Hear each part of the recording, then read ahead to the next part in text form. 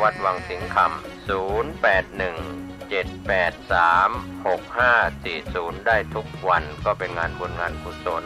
ฉลองถาวรวัตถุและเสนาสนะปล่อยหลวงฉลองสมโภชการก่อตั้งวัดวังสิงห์คำครบรอบ149ปีณวัดวังสิงห์คำตำบลป่าแดดอำเภอเมืองเชียงใหม่จังหวัดเชียงใหม่15กุมภาพันธ์ถึง26กุมภาพันธ์ขอเชิญท่านร่วมงานบุญนี้โดยพร้อมเพรียงกัน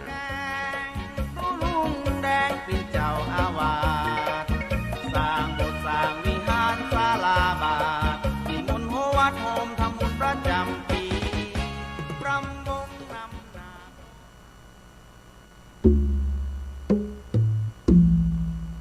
กำหนดการบำเพ็ญกุศลสวดพระอภิธรรมพระครูอุปถัมภ์ศาสนคุณพดุงนันทโกอดีตเจ้าอาวาสวัดป่าแพ่งอายุ93ปีพรรษา72วันที่21ถึง25กุมภาพันธ์พุทธศักราช2566เวลา 11:00 น.ถวายภัตตาหารเพลแด่พระภิกษุสามเณรเวลา 19:30 น.แสดงพระธรรมเทศนาสวดพระอภิธรรมวันปีศพวันที่26กุมภาพันธ์พุทธศักราช2566เวลา 9:30 น.แสดงพระธรรมเทศนาเวลา 10:00 น.พระสงฆ์สวดพุทธมนต์ธรรมนิยามถวายปัจจัยทายธรรมกรวดน้ำรับพรเวลา 11:00 น.ถวายภัตตาหารเพลเป็นเสร็จพิธีก็เป็นข่าวสารการประชาสัมพันธ์ร่วมงานนี้โดยพร้อมเพรียงกัน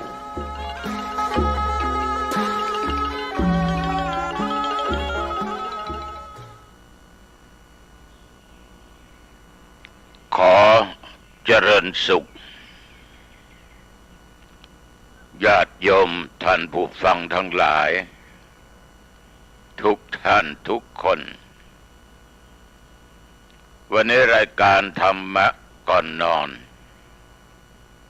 ก็มาพบกับญาติกับโยมท่านผู้ฟังทั้งหลายอีกเช่นเคยเป็นประจำทุกวันอังคาร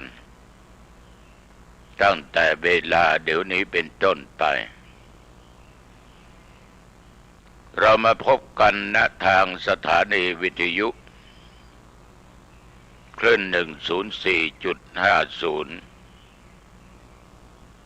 ของวัดฝายหินอำเภอเมืองจังหวัดเชียงใหม่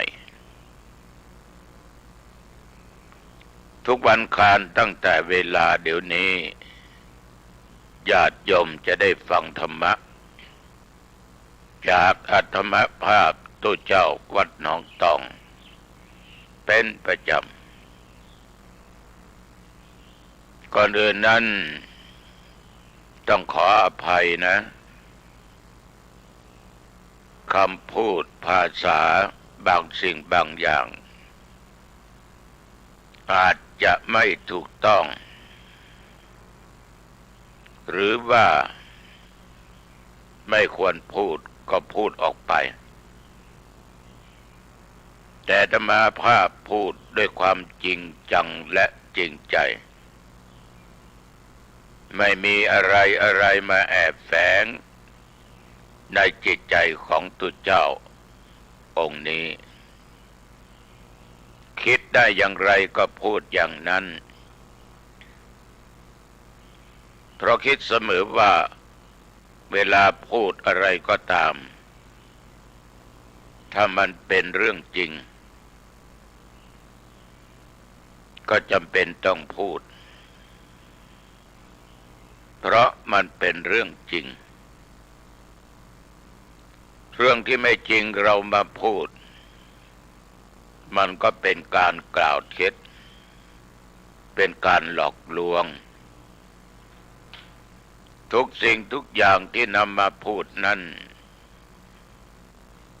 อาตมาภาพก็เรียกว่าได้ผ่านการทดสอบ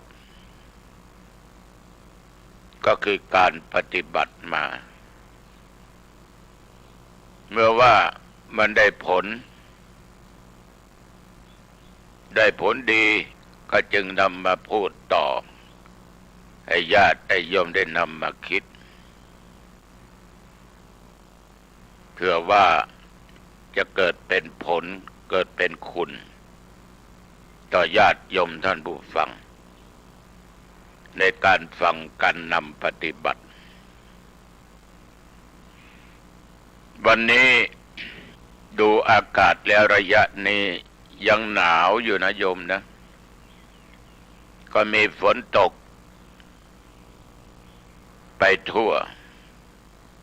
แต่ว่าคงจะไม่พร้อมกันหนักบ้างเบาบ้างก็สุดแล้วแต่ภูมิอากาศในสถานที่นั้นแหล่งนั้นสำหรับวัดหนองตองเนี่ยระยะนี้ฝนตกแต่ไม่มากอากาศหนาวเย็นเหมือนเวลาขณะนี้ที่อาตมาภาพนั่งบรรยายธรรมะบันทึกเสียงธรรมะอยู่นี้ก็ยังหนาวอยู่แต่ตัวเจ้าอยู่ในห้อง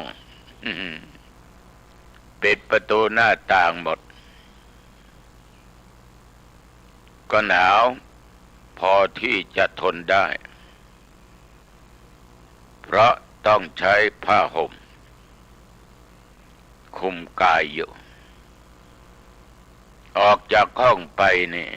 หนาวมากเห็นเด่นเขานั้นบางองค์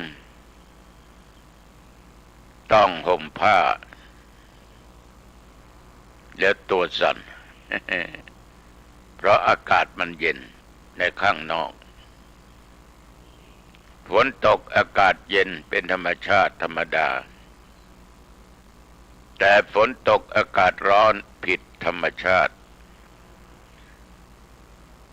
ญาติโยมคนเราทุกคนต้องเจอในสิ่งเหล่านี้เหมือนกันทุกคนเมื่อต้องเจอแล้วก็ต้องปรับตัวให้ได้ให้เข้าต่อเหตุการณ์ให้ได้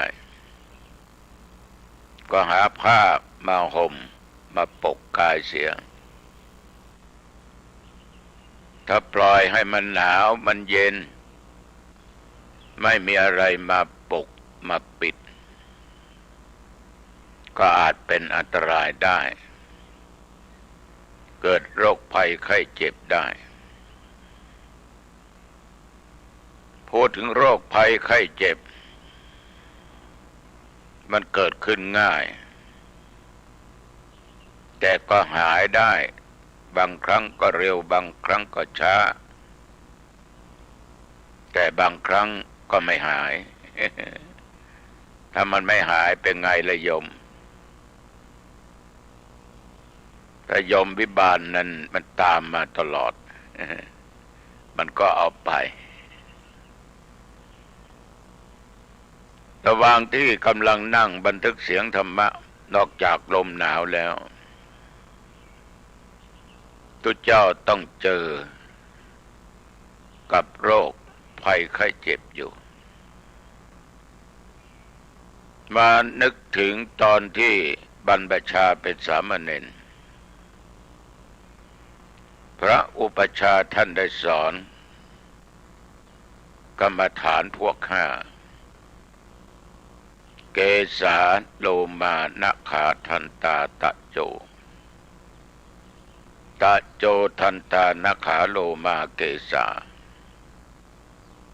ท่านบอกว่าผมขนเล็บฟันหนัง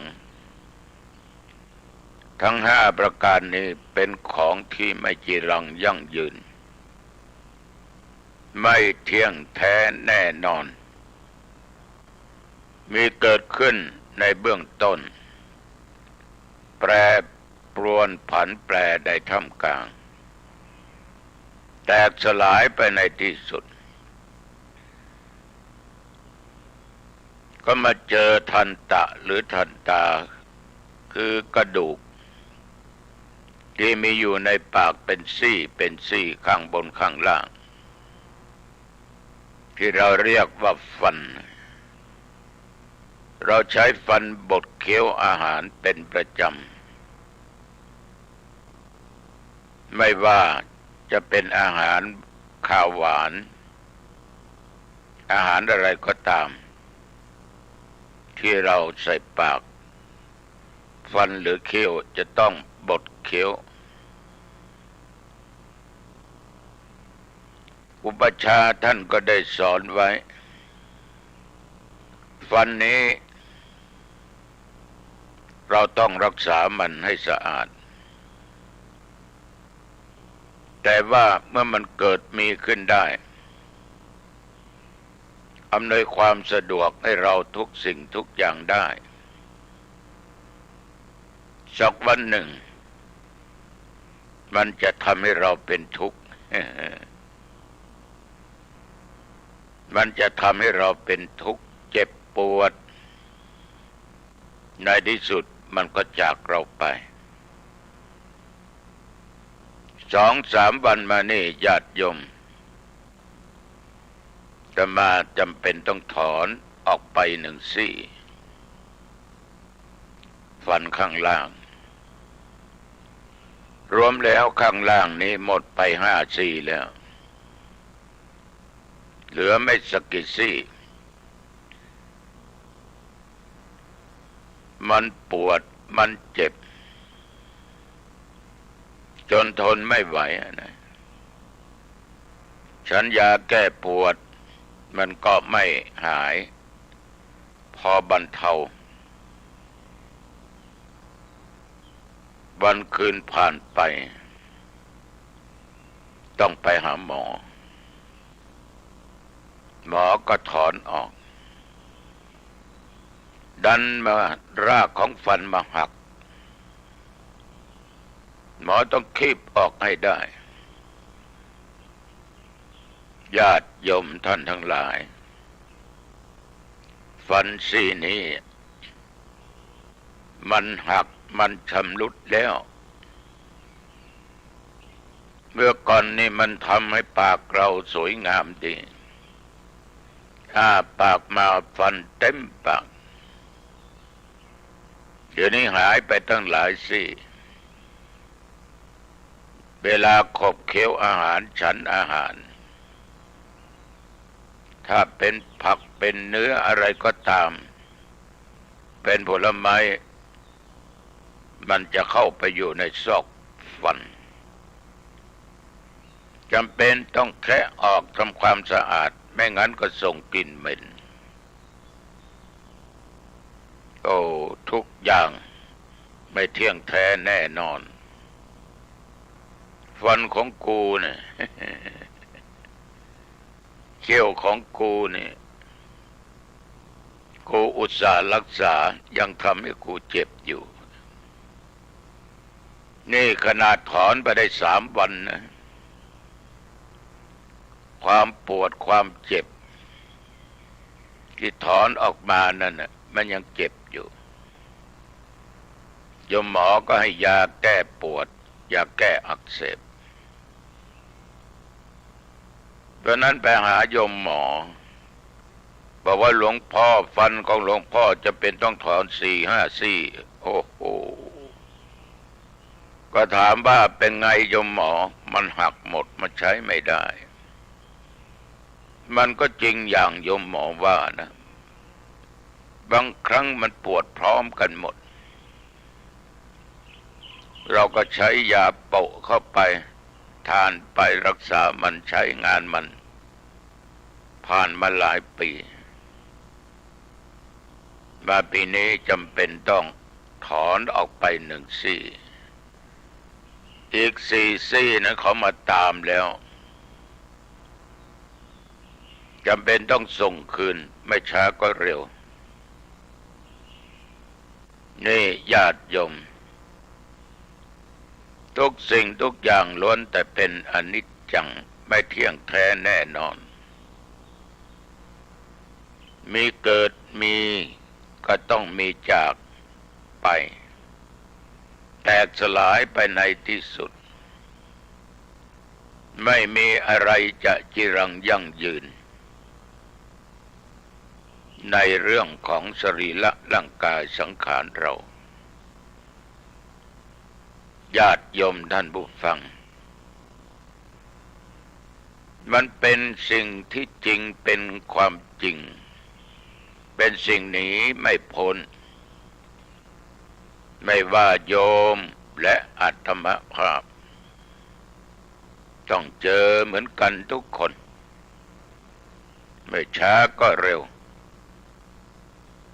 ตัวเจ้าน้องตองก็ผ่านมาหลายอย่างโยมอายุสังขารก็ผ่านไปเอาคืนไม่ได้เพราะมันผ่านไปแล้วใช้มันไปแล้วเหมือนฟันถอนออกไปมันก็ห่างเขาก็บอกว่าหลวงพ่อไม่เป็นไรเดี๋ยวนี้หมอเขาเก่งใส่ฟันปลอมเข้าไปก็ได้ใส่กี่ซี่ก็ได้ อะไรก็ตามจะเหมือนของเก่าของเดิม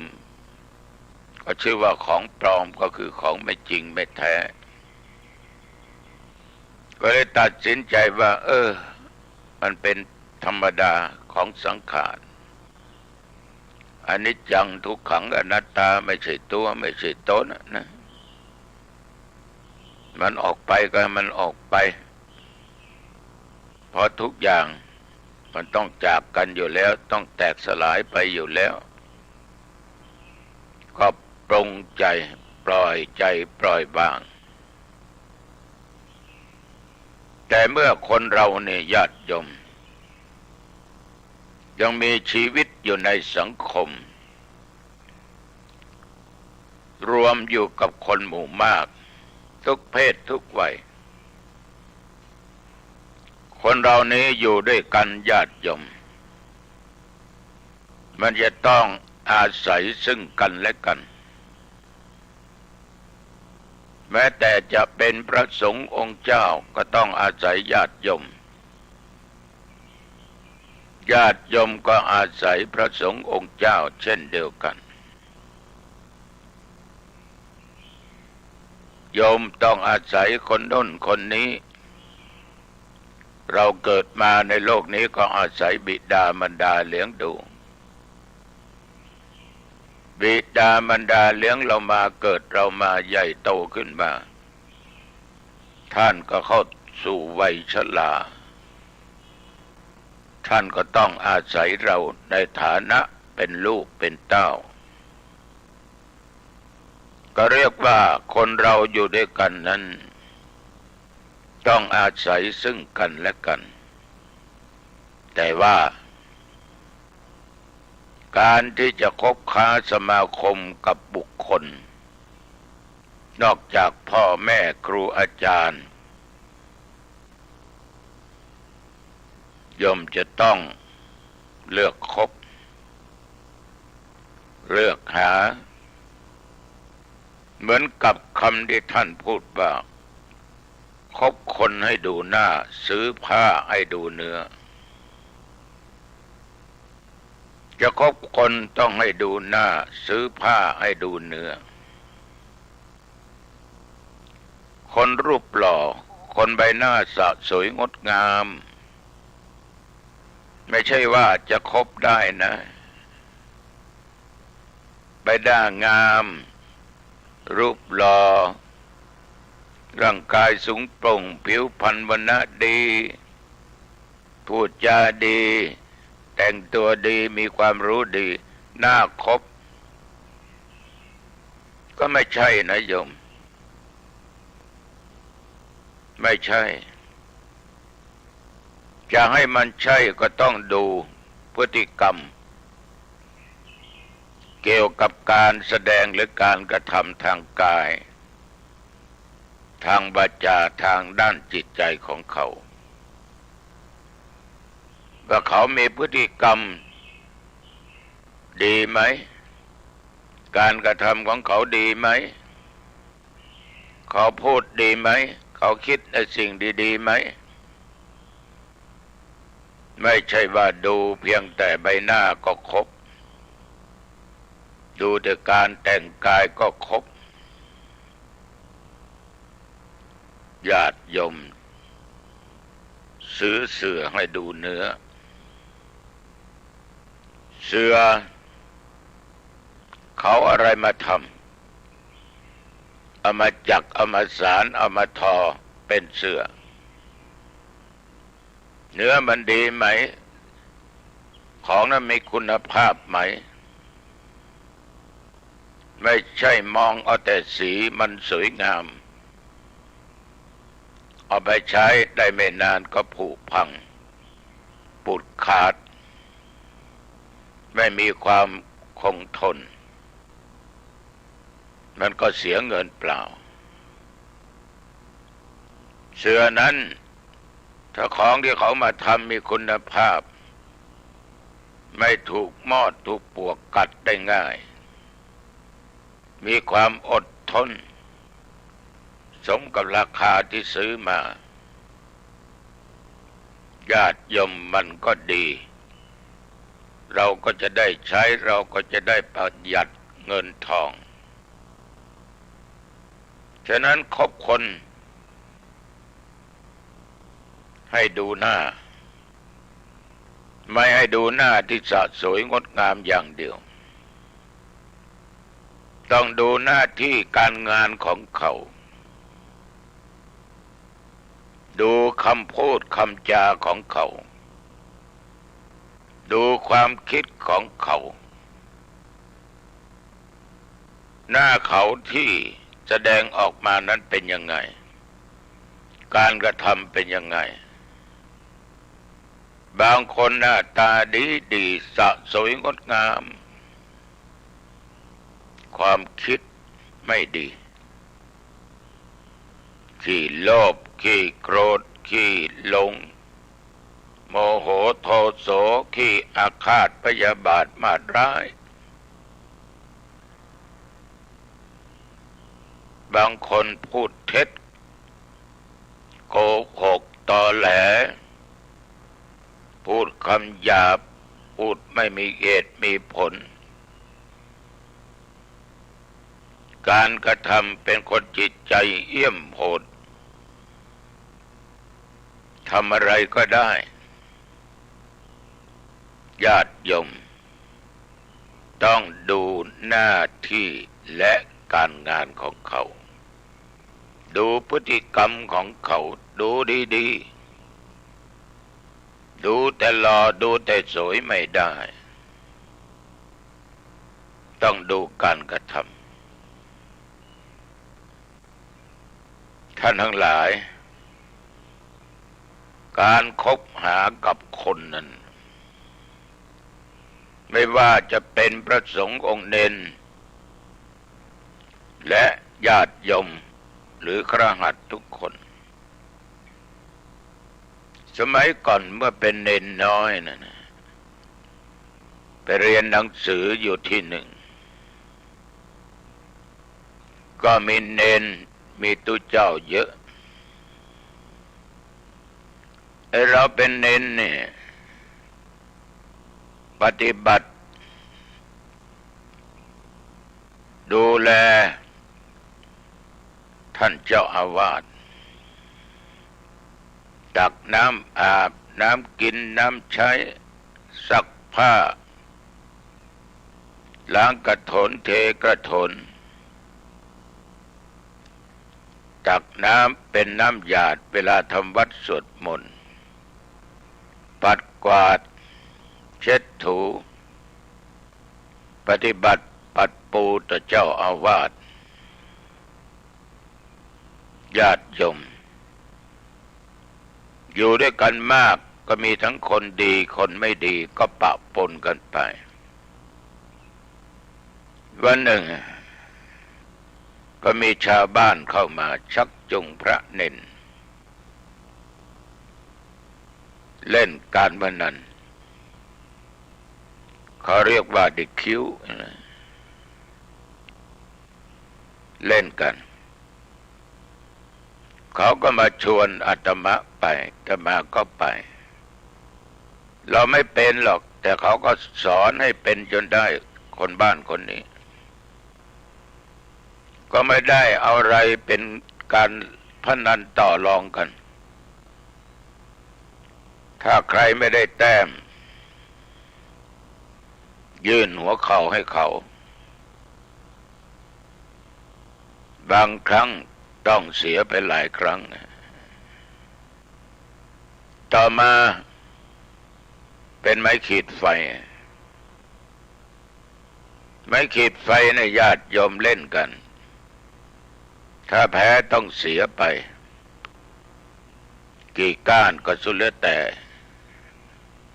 เขาจะตั้งกติกากันมันมาถึงตอนหนึ่งบอกบ้านนี่เน้นไอ้คนบ้านคนนั้นไม่ขีดไฟของตุลุงนะคงจะมีเยอะ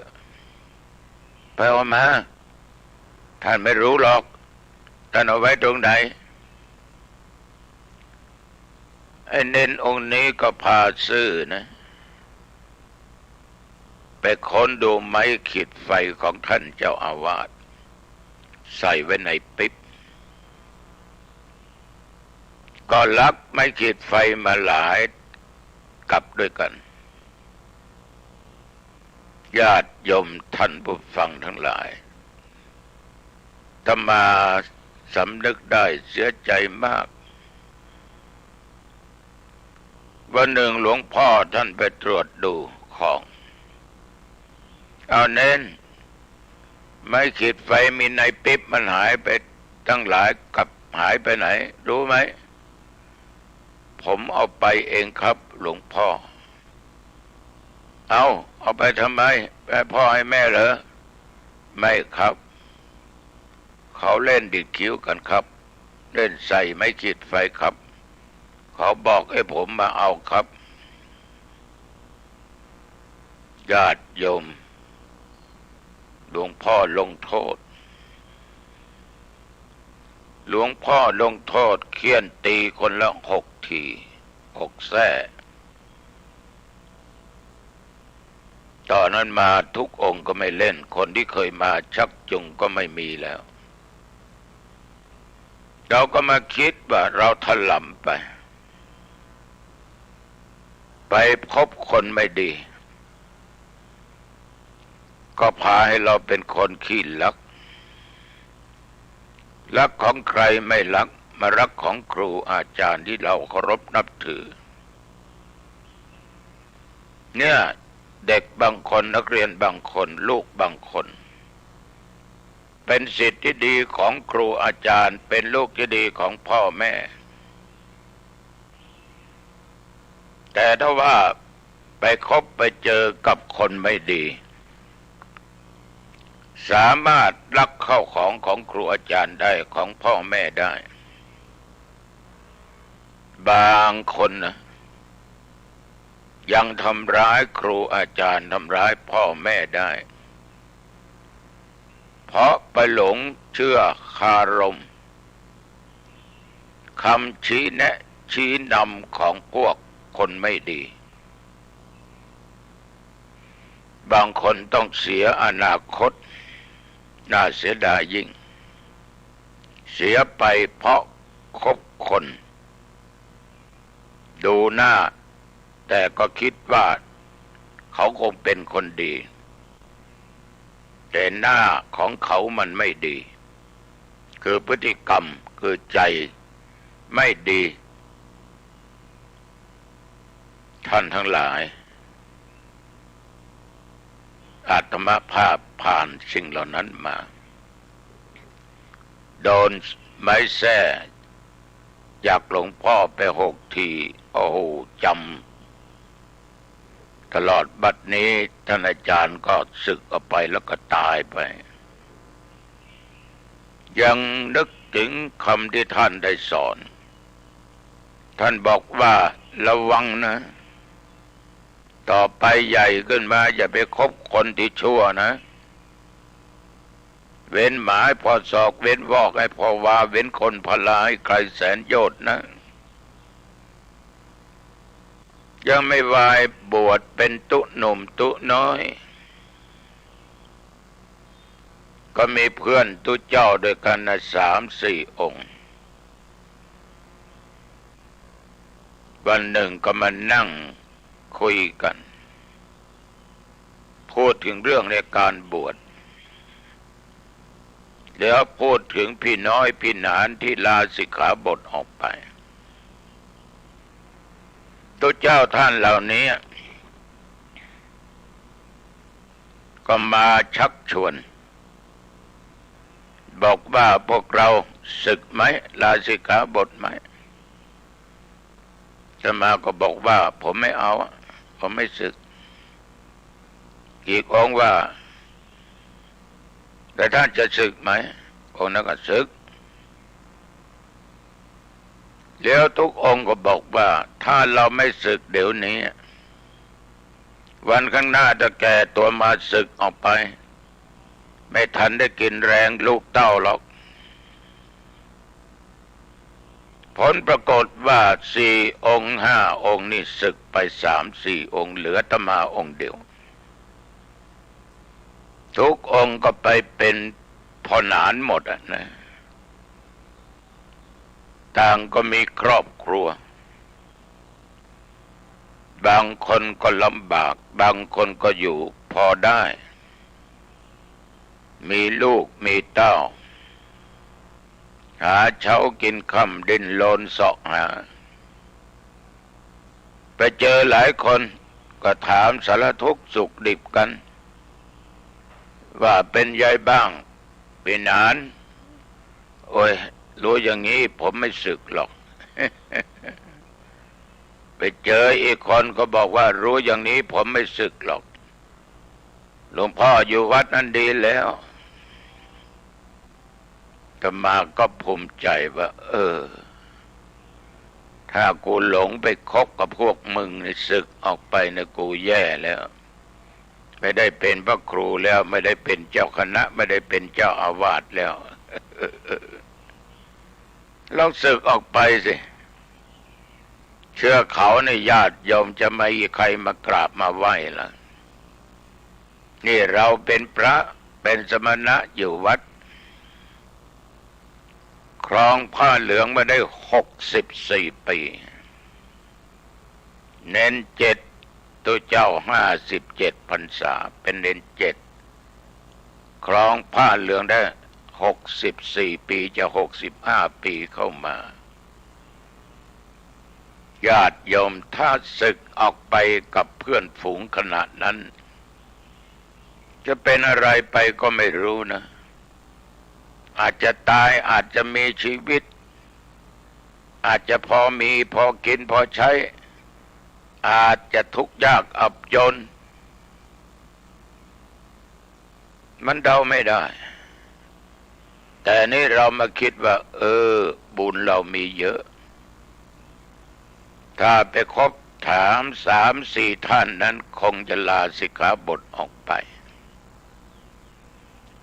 ฉะนั้นคบคนให้ดูหน้าดีๆจะแสดงออกมาทางกายทางวาจาทางความคิดต้องดูดีๆฟังดีๆคิดดีๆบางอย่างในญาติโยมเราไม่เคยแต่เขาก็สอนให้เราเคยคบคนไม่ดีเนี่ยมันมีโทษนะทำให้เป็นนักเลงเล่นการพนันก็ได้เหมือนกล่าวเมื่อกี้นี้ในที่สุดให้เราไปลักไม่ขีดไฟของครูบาอาจารย์ของหลวงพ่อที่ท่านมีเมตตาต่อเรามากยังทำได้แต่เน้นก็ไม่สายเกินไปรับสารภาพบอกหมดท่านก็ลงโทษเมื่อกี้ลืมบอกไปพวกที่เล่นด้วยกันเป็นเน้นเป็นตุนั่นน่ะโดนไม้แส้หมดเลย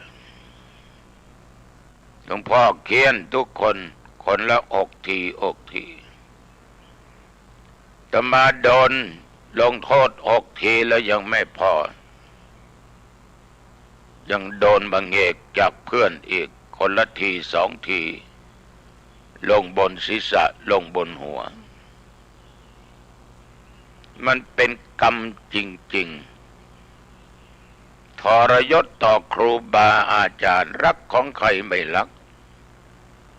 ไปรักของครูบาอาจารย์สมแล้วที่ในน้อยบุญตัน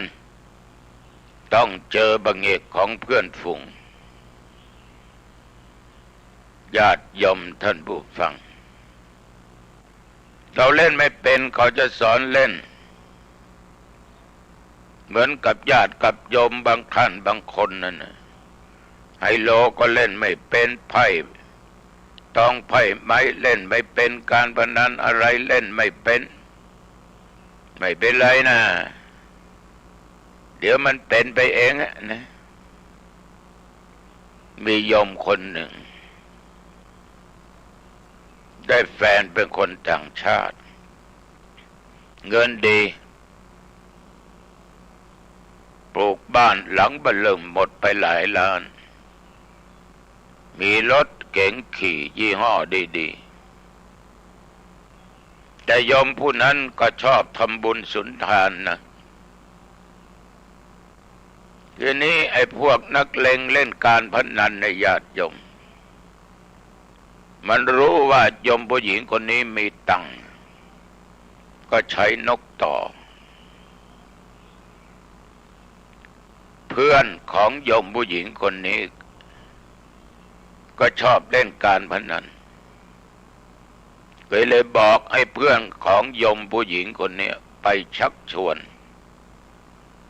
ว่าอยู่บ้านมันง่อมวาเวไม่มีอะไรทำได้แก่กินนอนเที่ยววันหนึ่งแฟนเขากลับต่างประเทศเพื่อนคนนี้ก็ไปชักชวนไปเล่นไพ่เล่นไฮโลกันแกก็ไปเล่นไม่เป็นเขาก็สอนเล่นใหม่ๆวันแรกได้กำไรมาหลายพันบาทดีใจว่ามันได้ง่ายเพราะเขาหมู่เล่นรู้กันหมดปล่อยให้ได้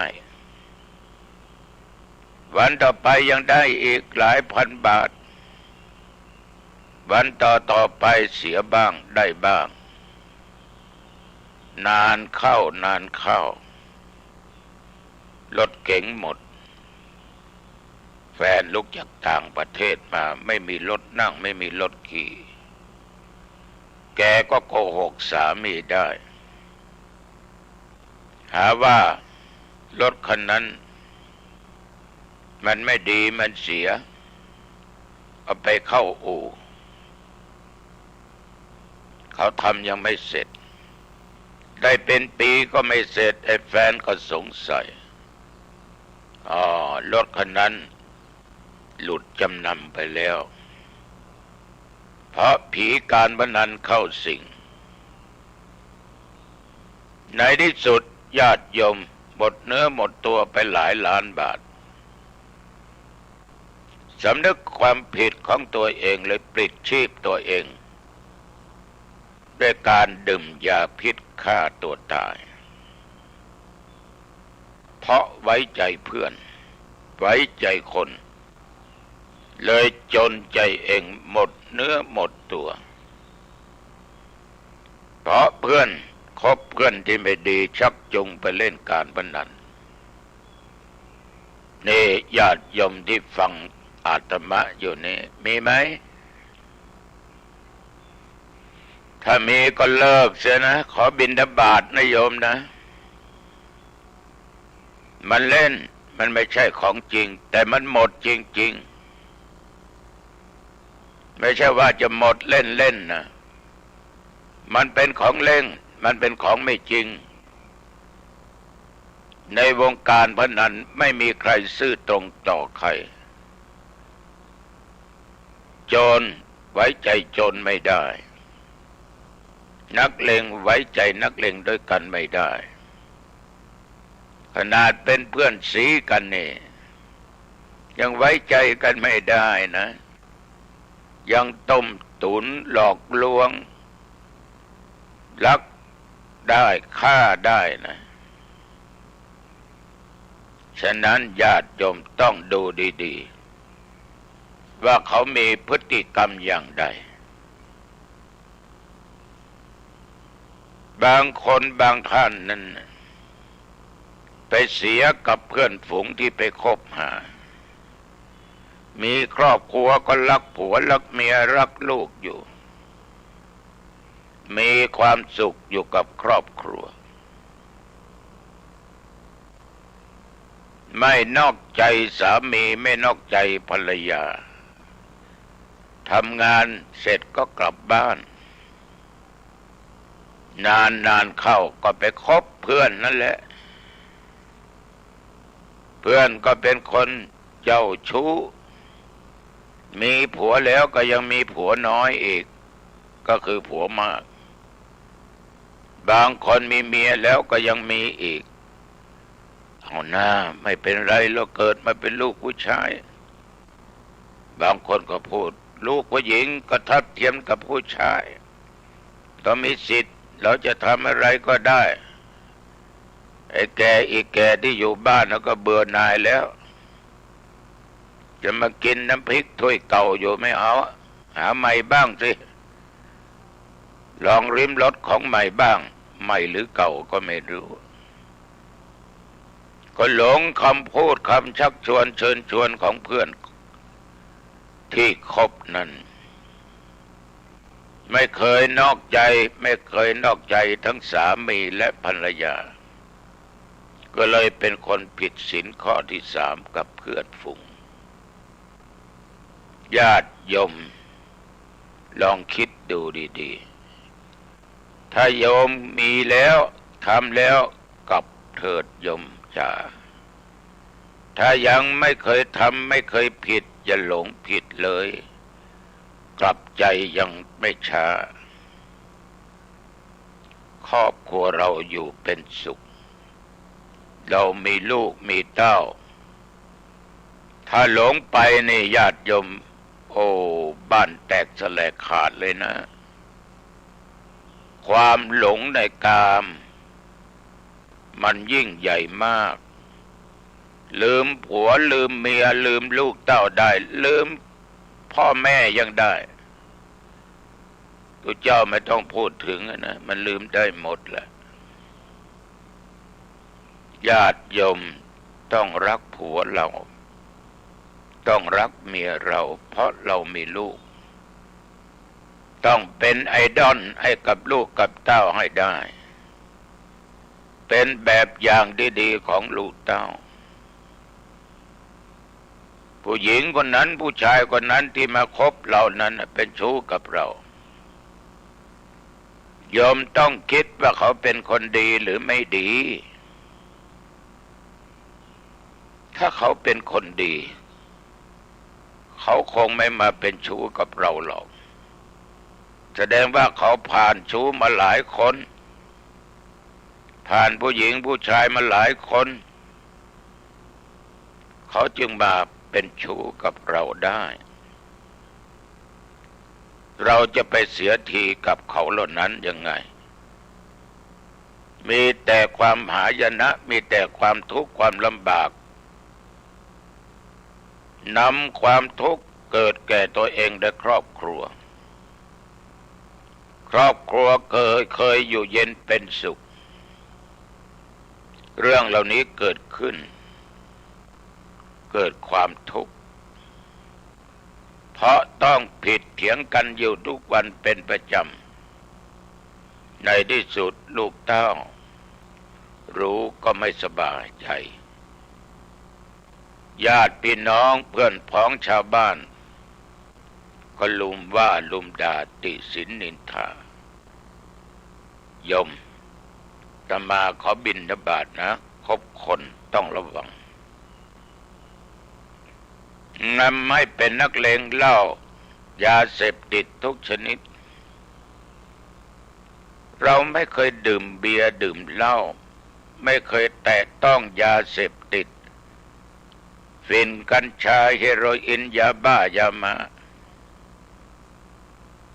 เอานะไม่เป็นไรดื่มนิดเดียวไม่เป็นไรไม่ต้องกลัวติดหรอกเขาว่าอย่างนั้นนะแต่มันไม่เคยติดแต่เพื่อนเรามันก็เอาอยู่ทุกวันทุกเวลาโยมบางคนไปคบคนอย่างนี้ไม่เป็นขี้เหล้าขี้ยาก็เลยกลับกลายเป็นขี้เหล้าขี้ยาใหม่ๆก็อีกอย่างหนึ่งนานเข้าก็เป็นขี้เหล้าขี้ยาโยมทั้งหลายลองนึกดูครอบครัวนั้นจะมีความอบอุ่นไหมเมาได้ที่ได้ทางกลับมาบ้านด่าผัวด่าเมียด่าลูกเต้าด่าลั่นดังเต็มบ้านข้ามรั้วไปถึงบ้านอื่นเขาได้ยินได้ฟังเขาจะว่าไงเขาจะบอกว่าโอ้โหมันเก่งนะมันดื่มเหล้าทุกวันด่าเมียด่าผัวมันสยบหมดเขาไม่ว่าอย่างนั้นเขาจะสาปจะแช่งอีกฉะนั้นญาติโยมท่านผู้ฟังทั้งหลายอย่านะถ้าโยมไม่เคยดื่มไม่เคยเสพอย่านะเพราะมันเป็นหนทางแห่งความวอดวายฉิบหายคนเคยมีหมดเนื้อหมดตัวเพราะสุราเมลัยยาเสพติดไปตั้งเยอะเสียสติเกิดโรคไปก็เจ็บต่างๆไม่มีความละอายคนอื่นดูถูกดูหมิ่นดูแคลนอีกว่าเราเป็นคนขี้เหล้าเป็นคนขี้ยาฉะนั้นญาติโยมไม่ว่าโยมผู้หญิงโยมผู้ชายนะถ้าไปหลงคบคนคบเพื่อนอย่างนี้โยมหยุดเถิดจริงมันไม่ใช่เรื่องของอาตมภาพมันเป็นเรื่องของญาติของโยมเป็นเรื่องส่วนตัวเจ้าไม่น่าจะไปล่วงสิทธิแต่ว่าเราอยู่ด้วยกันในโลกใบนี้อันไหนดีไหนไม่ดีเราก็ต้องบอกกันแต่ถ้าโยมบอกว่าไม่ใช่เรื่องของตุก็สุดแล้วแต่อาตมาภาพขอบิณฑบาตก็แล้วกันโยมมันไม่เกิดผลดีต่อโยมและในครอบครัวของคุณโยมเพราะโยมไปคบเพื่อนที่ไม่ดีเพื่อนบางคนนำให้เราเป็นคนเสียสัจจะวาจาลวงเขาด้วยของปลอมชักจูงเชิญชวนหลอกลวงคนอื่นยิ่งยุคสมัยนี้โอ้โหเทคโนโลยีมันเจริญก็ใช้ไปในทางหลอกลวงกันไปเรื่องเป็นราวกันทางออนไลน์วุ่นวายกันหมดเป็นเรื่องขึ้นลงถึงศาลติดคุกติดตารางเราอยู่ดีๆเพื่อนมาชักจูงว่าลงทุนทำอย่างนั้นทำอย่างนี้จะได้เงินตอบแทนเยอะไม่มันก็ได้อย่าลืมนะโยมนะเราได้คนอื่นเดือดร้อนเป็นทุกข์เพราะการถูกเราเนี่ยไปหลอกลวงเขาแต่โยมอย่าลืมว่าสักวันหนึ่งเราต้องทุกข์มากกว่าเขาเพราะถูกจับติดคุกติดตารางเงินทองที่ได้มาก็ถูกยึดหมดแถมติดคุกอีกดังคำเขาพูดว่าโลภมากก็ลาภหายหมดเกลี้ยงฉะนั้นอย่าหากินด้วยการหลอกลวงและของปลอมตกท้องบ้างเหมือนตกเบ็ดล่อปลา แต่คนเรานี่ก็ชอบให้เขาหลอกเขาลวงก็เป็นข่าวอยู่ตลอดฟังอยู่ตลอดแต่ไม่ยังคิดเพราะความโลภอยากได้ตกท้องขนาดถูกลอตเตอรี่นะยังโดนลอตเตอรี่ปลอมก็มีแก้เลขในที่สุดไปขึ้นเงินไม่ได้นี่ป้านี่ลุงนี่ผมถูกรางวัลที่2นะเนี่ย200,000 บาทนะเนี่ยผมต้องการใช้เงินด่วนไม่อยากจะเดินทางไปขายเสียเวลาผมมีธุระด่วนที่ต้องไปผมขอขายให้ป้าให้ลุง100,000ผมต้องการเงินสดเงินมีในธนาคารเบิกมาเขาเป็น100,000เพราะอยากจะได้อีก100,000กำไรเบาอีก100,000เป็น200,000ไปมีในที่สุดลอตเตอรี่ถูกขูดใช้เลขปลอมมันมีเรื่องที่ไหนจะได้อยู่แล้ว200,000ทำไมมันไม่เอาก็ยังไม่คิดบางทีก็ไปคบกับเพื่อนที่หลอกลวงคนอื่นก็เลยเป็นคนชอบปลอมแปลงเอกสารบ้างปลอมของบ้างอะไรบ้างจิปะทะเดือดร้อนกันอยู่ทุกวันบางคนไม่เคยคดโกงใครได้เพื่อนที่ชอบคดโกงในการค้าการขายกับคนอื่นจะได้รับความเดือดร้อนนะการค้าขายต้องมีการคดโกงถ้าไม่โกงเราก็ไม่รวยโกงมันได้ไหมได้แต่มาฉีบหายเพราะคนที่ถูกโกงก็ต้องสาปแช่งของได้มาด้วยการคดโกงมันร้อนมันไม่ลุกเป็นไฟเป็นเปลวเมื่อไหร่สักวันหนึ่งมันก็ต้องลุกคนอื่นก็ต้องรู้ในที่สุดญาติโยมก็ถูกบาปกรรมที่สร้างไว้มาตามสนองถูกจับถูกยึดทรัพย์เพราะไปโลภไปโกงเอาของคนอื่นมาพวกนี้ทำงานด้วยความทุจริตไม่ว่าทางกายทางวาจาทางด้านจิตใจไม่มีความเจริญก้าวหน้าเพราะชอบคดโกงญาติโยมถ้าถลำไปกับใครถอนตัวนะโยมนะถอนตัวเมื่อมันไม่ถลำลึกก็ถอนตัวออกเพราะมันเป็นสิ่งที่ไม่ดีจะพาตัวเองนั้นได้รับความเดือดร้อนได้รับความหายนะนี่ตัวเจ้าฝากไว้ทำให้เป็นนักเลงหัวไม้เป็นคนดีๆไม่ชอบเพื่อนมาชักจูงเป็นนักเลงหัวไม้เด็กแว้นบ้างชกต่อยกันบ้างในบาร์ในคลับกลางถนนหนทางในสถาบันการศึกษาที่โน่นที่นี่